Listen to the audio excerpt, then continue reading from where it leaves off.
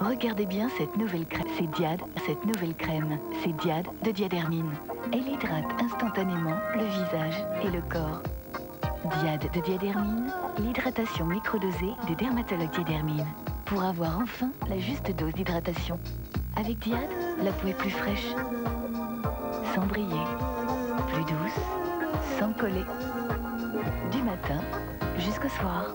Diade, l'hydratation sans briller, sans coller, signé Laboratoire Diadermine.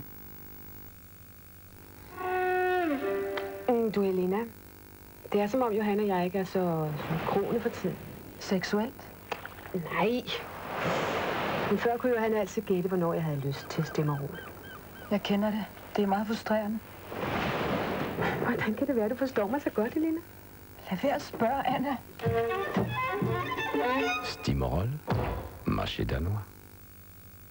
Maintenant, vous avez le choix entre les variétés pommes, framboises et citron de Mir vinaigre de fruits. Mir, une nouvelle gamme redoutable contre le gras. Avec Mir vinaigre de fruits, le gras est totalement éliminé.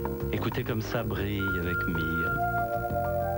Nouveau Mir vinaigre de fruits, une brillante idée pour la vaisselle.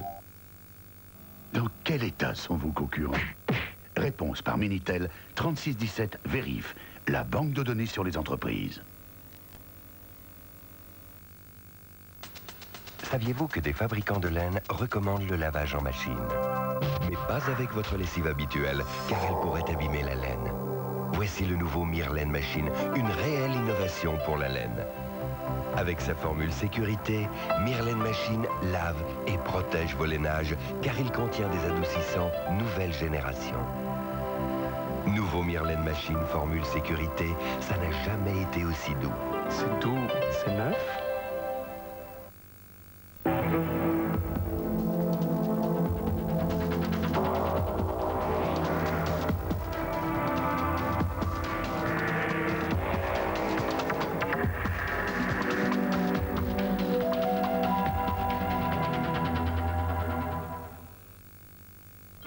Des quatre horizons, nous parviennent les échos du Monopoly dans sa longue marche triomphante.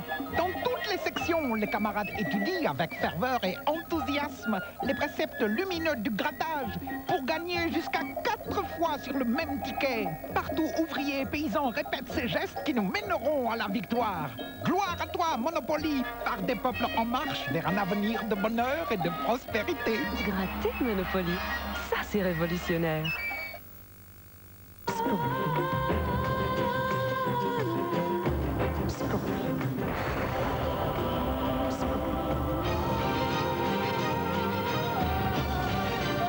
Scorpio, le plus brûlant des parfums d'homme.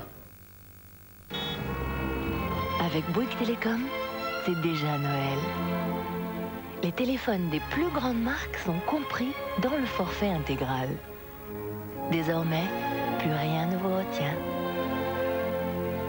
Bouygues Télécom. Téléphoner devient un 6e sens. Alors voilà, avec ce geste tout simple, j'ai gagné 79 cm.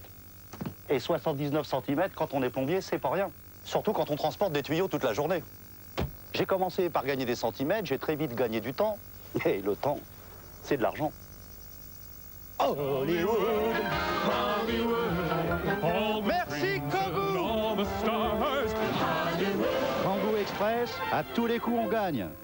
Jusqu'au 30 novembre, venez l'essayer aux journées professionnelles Renault.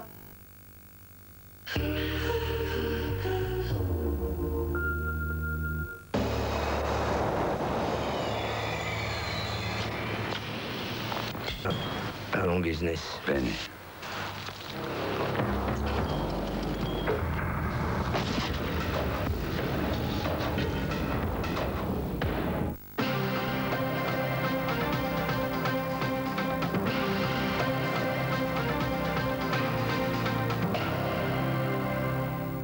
Football, Marseille plus fort que Paris. L'OM a battu ce dimanche soir le PSG en match en retard de la 15e journée de première division. Victoire 2-1 au Parc des Princes qui affichait complet.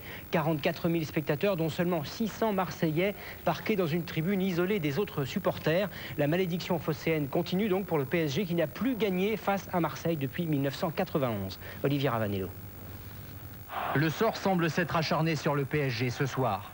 La malchance de Florian Maurice, qui dès la 7e minute retombe mal et se tord la cheville. Simonet déjà absent, l'attaque parisienne est décapitée. C'est ensuite l'inlassable Vincent Guérin qui sort, blessé au genou. C'est enfin la roublardise de Ravanelli qui trompe l'arbitre. À 20 minutes de la fin du match, l'attaquant marseillais fait mine d'être crocheté en se faisant lui-même un croc en jambe. Il s'écroule tout seul dans la surface de réparation, un pénalty dont se charge Laurent Blanc, le but de 2-1 et la victoire pour Marseille. Les Marseillais ont néanmoins prouvé durant 20 minutes qu'ils n'ont pas volé ce match. 15e minute, Ravanelli sert Camara, pichenette pour Gravelaine qui reprend d'une volée en pivot. L'OM montre alors toute sa richesse offensive. Mais Paris trouve l'énergie suffisante pour revenir au score. À la 35e minute, tête de rail pour Leroy qui en extension trompe Koepke. Les multiples tentatives du capitaine parisien, dont ce coup franc en fin de rencontre, n'y changeront rien. Marseille s'impose au Parc des Princes 2-1 et Ravanelli repart de Paris en laissant une étrange sensation de supercherie. Avec cette victoire, l'OM revient en tête du championnat et fait rarissime, 3 équipes, Paris, Metz et l'OM, sont à égalité de points à la première place. Quelques incidents ont éclaté à la fin du match dans l'enceinte du Parc des Princes et aux alentours. Des sièges ont été cassés, un CRS légèrement blessé. Des quarts de supporters de l'OM ont été lapidés, une voiture renversée. À Marseille, en revanche, plusieurs centaines de supporters marseillais ont fêté la victoire de leur club avec drapeau, klaxon, corne de brume, notamment sur la Canebière. Rugby, la France monopolise les places en demi-finale de la Coupe d'Europe. 3 clubs français sont qualifiés. Après Toulouse, hier, Brive et Pau ont remporté leur quart de finale cet après-midi aux dépens respectivement des Wasps et de Leicester. Pierre Perronnet. Toulouse a fait des émules, suce aux Anglais, il faut les prendre à la gorge. Et dès les premières minutes, Sébastien Viers transperce la défense des Wasps sur 40 mètres. Il transmet à Sébastien Carat qui aplatit dans l'embut. Cette belle stratégie française est mise à mal par une multitude de fautes, pas toujours évidentes, sifflées par l'arbitre irlandais. Des pénalités transformées par l'arrière canadien Rees. Il en réussit 5 successivement et les champions d'Angleterre mènent 15-7. Très concentrés, les champions d'Europe brivistes font une défense agressive qui leur permet de gagner des ballons anglais. Et sur l'un d'eux, Loïc van der Linden inscrit en force le 2e essai français. Brive a 2 points d'avance à la mi-temps, 17-15. Ensuite, les 2 buteurs, La Maison et Rees, se neutralisent. Les brivistes développent leur jeu à la main en s'appuyant sur plusieurs points de fixation. Le ballon rebondit d'une aile à l'autre. Allégret, le 2e ligne, ne peut s'en saisir. Jérôme Carat s'en empare et inscrit un 3e essai. 25-18, Brive élimine la seule équipe jusque-là invaincue en Coupe d'Europe. Et il y aura un duel franco-français en demi-finale. Car après Toulouse et Brive, Pau s'est qualifié en battant les Anglais de Leicester, finaliste l'année dernière.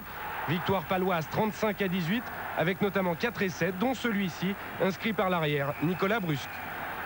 On connaît le résultat du tirage au sort des demi-finales. La première sera 100% française. Elle opposera Toulouse à Brive. Dans l'autre demi-finale, Pau rencontrera Bath en Angleterre. Match les 20 et 21 décembre prochains. Jusqu'où ira la guérilla diplomatique entre l'Irak, l'ONU et les États-Unis? Dimanche matin, les observateurs américains de l'ONU ont été une nouvelle fois refoulés par les autorités irakiennes. Saddam Hussein a fait savoir que ses batteries anti-aériennes étaient prêtes à abattre l'avion espion américain U-2 qui doit reprendre ses vols aujourd'hui au-dessus de l'Irak. Julien Arnaud. Une scène quotidienne sur un site militaire aux portes de Bagdad. Depuis 7 jours, la commission de désarmement de l'ONU est accueillie par ces mêmes phrases. Provided that you do not include the American individuals in the inspection. Du côté des experts de l'ONU, la réponse est tout aussi rituelle. If you forbid the Americans, and I must consider that to be a technical refusal to enter the site, and I will withdraw the team and return to headquarters. Un dialogue qui reflète l'impasse dans laquelle se trouvent les relations entre l'Irak et les États-Unis, considérés par Bagdad comme responsables de l'embargo qui les frappe depuis 1990. En représailles, ils s'en prennent à l'ONU et menacent de frapper demain l'avion de reconnaissance U-2 qui doit survoler le pays. Ces vols sont des vols des Nations Unies, même si les avions sont américains. Et on ne peut pas dicter aux Nations Unies ce qu'elles doivent faire. Si vous abattez les avions, alors vous commettrez une grosse erreur.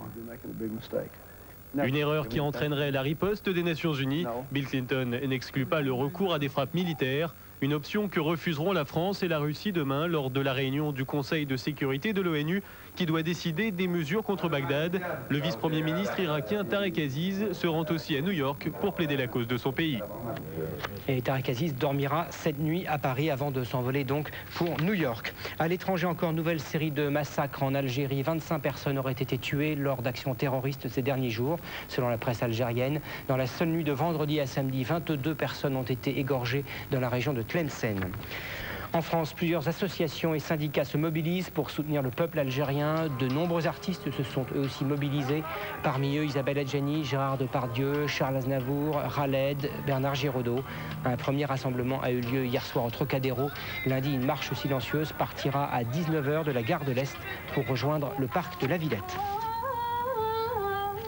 5 des 7 Français détenus au Congo depuis le 15 octobre dernier sont arrivés tôt dimanche matin à Paris, accusés de trafic d'armes et d'espionnage. Ils avaient été arrêtés par les forces de Denis Sassou Nguesso.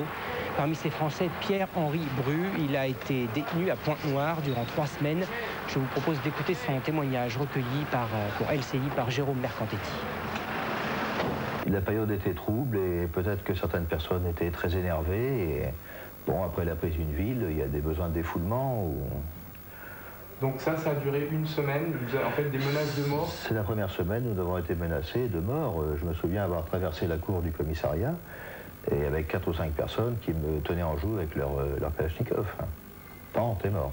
Vous étiez en contact avec l'extérieur, vous pouviez faire passer un message?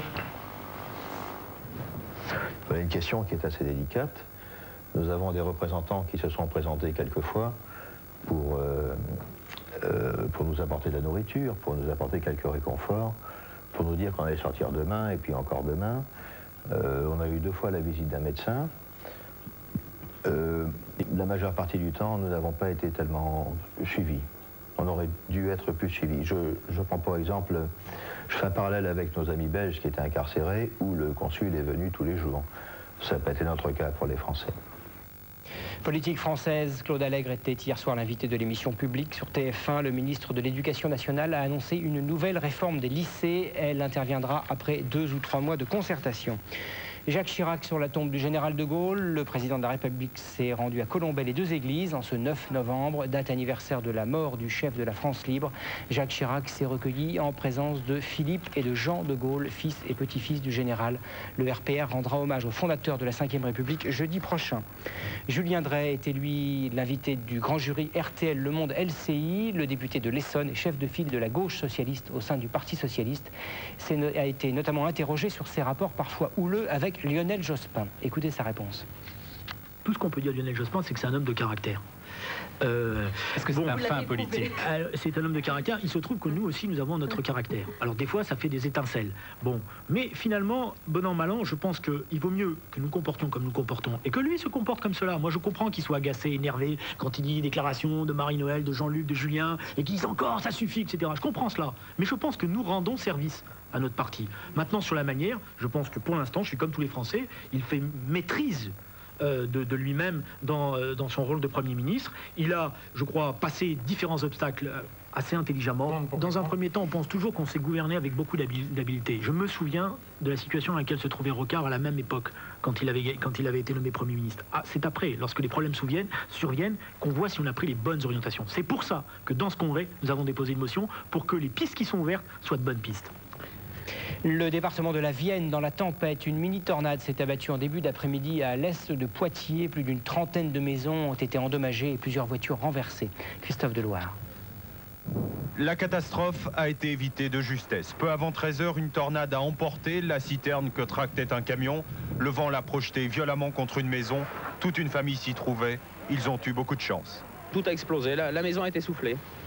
Comme si une bombe atterrissait sur la maison. Tout a pété, les carreaux, les portes-fenêtres, la toiture est partie. Au Grand Breuil, un hameau près de Lusignan, au sud-ouest de Poitiers, près de la moitié des maisons ont été endommagées. Plus loin, à la Chaplatière, la tempête a détruit un élevage de 750 chèvres et emporté les toitures d'une douzaine de maisons. La tempête a ensuite avancé, direction Saint-Savin. Elle a atteint le village de Villemort, endommageant 33 maisons et l'école. Nous avons environ 30 familles à reloger. Il sera pris d'une part en charge par les proches des gens à reloger ainsi que les mairies. 4000 mètres carrés de bâches devraient arriver de Charente pour couvrir les maisons. Un seul blessé léger est à déplorer. À la Beurvrac, près de Brest, un caseilleur a sombré à moins de 600 mètres des côtes. Les 4 marins pêcheurs présents à bord de ce bateau sont morts malgré l'arrivée rapide des secours. Ce bateau de 10 mètres de long était sorti en mer malgré un bulletin d'alerte météo annonçant des vents à plus de 140 km/h. Pour terminer ce journal, ces images pieuses venues de Jérusalem, des archéologues israéliens ont retrouvé la pierre sur laquelle la Vierge Marie se serait assise avant de donner naissance au Christ. Selon les évangiles, Marie, venant de Jérusalem, se rendait à Bethléem sur un âne mené par Joseph. L'église orthodoxe grecque, à qui appartient le terrain, a authentifié la découverte. Selon Diodoros Ier, le patriarche de Jérusalem, cette découverte est d'une importance considérable. C'est un trésor pour tous les chrétiens, a-t-il conclu. C'est la fin de ce journal. Excellente nuit à tous. Avec les ampoules Ostram, votre soirée du lundi s'illumine sur TF1. La femme. T'as des soucis? Non, non, je me débrouillerai. Ton premier réflexe à toi, c'est d'aboyer. C'est vrai, papa. Le mari. Décidément, j'en prends plein la gueule aujourd'hui. L'amant. Arnaud? Ma maman? Le petit-fils. Tu les auras tes sous. Et même. Est-ce que tu te rends compte que ça fait plus d'1 heure que j'essaie de te dire que je t'aime? Mais cette fois-ci, il faudra le prouver. Mettez Lynn Renaud dans votre famille lundi à 20h50 sur TF1. Sur TF1, par tous les temps, prenez la vie du bon côté avec les produits laitiers BA Bifidus Actif.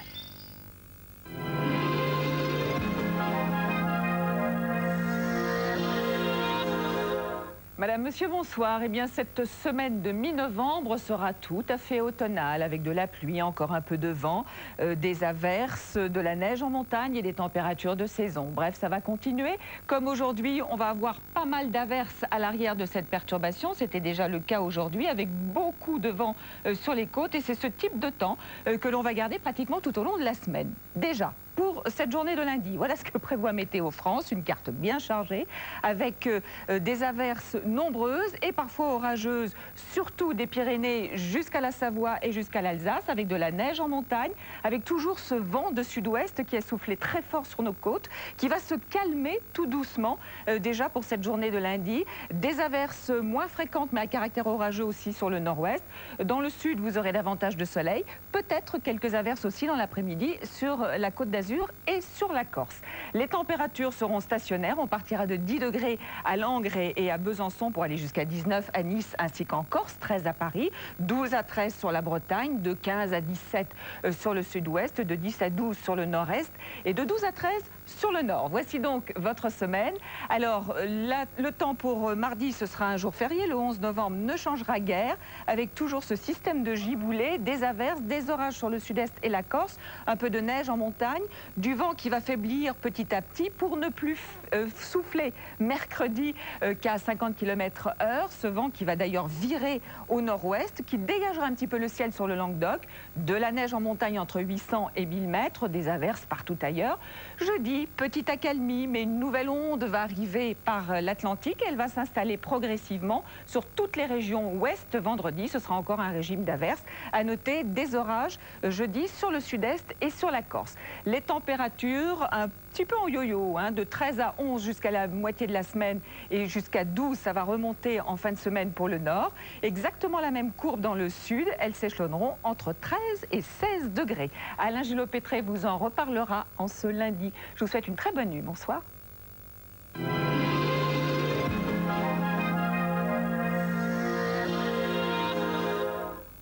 La météo avec BA Bifidus Actif.